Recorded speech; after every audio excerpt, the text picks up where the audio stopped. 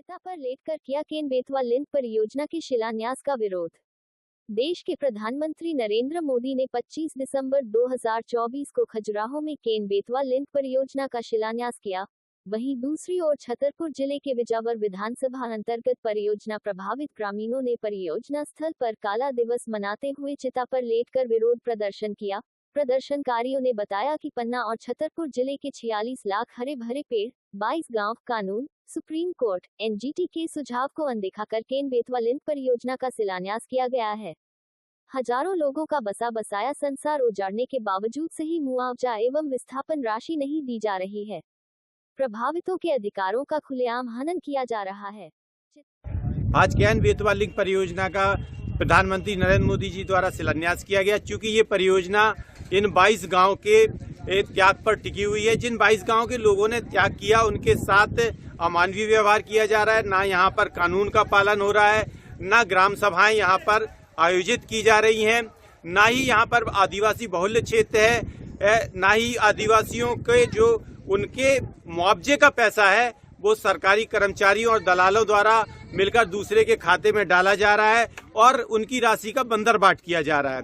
साथ ही ये परियोजना बहुत बड़ा पर्यावरणीय विनाश लेकर आ रही है। इसमें 46 लाख पेड़ों की बलि दी जा रही है और इस परियोजना में वन संरक्षण अधिनियम उसका भी पालन नहीं किया गया है। साथ ही में जब ये केस सुप्रीम कोर्ट में और एनजीटी में चल रहा है तब ऐसे समय में अपनी सुप्रीम कोर्ट और एनजीटी जैसी लोकतांत्रिक संस्थाओं का पालन नहीं करके उनके सुझाव को अनदेखा करके यहाँ आदिवासी अधिकारों के साथ अनदेखी हो रही है।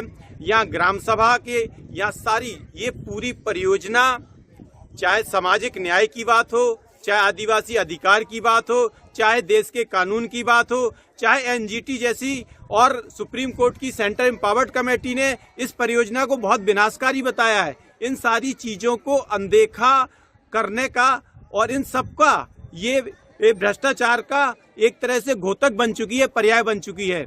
इसके बाद भी इस परियोजना का प्रधानमंत्री जैसे गरिमामय पद पे पदासीन व्यक्ति द्वारा शिलान्यास किया जाना निश्चित रूप से बहुत ही दुर्भाग्यपूर्ण है। इसके दुर्भाग्यपूर्ण है इसलिए 22 गांव के लोगों ने आज इस परियोजना का, उनके शिलान्यास का विरोध करते हुए आज काला दिवस बनाया। यहाँ पर अपनी चिता पर लेटकर विरोध दर्ज किया। हमारा ये कहना है कि जब तक हम लोगों की मांग नहीं सुनी जाए, सुप्रीम कोर्ट अगर आपको जल संकट का यहाँ पर अगर बुंदेलखंड के जल संकट का आपको समाधान करना है तो यहाँ की जो पारंपरिक और पुरानी जो पद्धतियाँ हैं, यहाँ पर चंदेलकालीन तालाब हैं और बहुत सारी चीजें हैं जिनका आप संचयन कर बुंदेलखंड को स्थायी जल संकट दे सकते हैं। 46 लाख पेड़ काटकर आदिवासियों के अधिकार के साथ अन्याय कर गांवों को उजाड़कर आप विनाश लाएंगे और विकास नहीं कहेंगे इसे।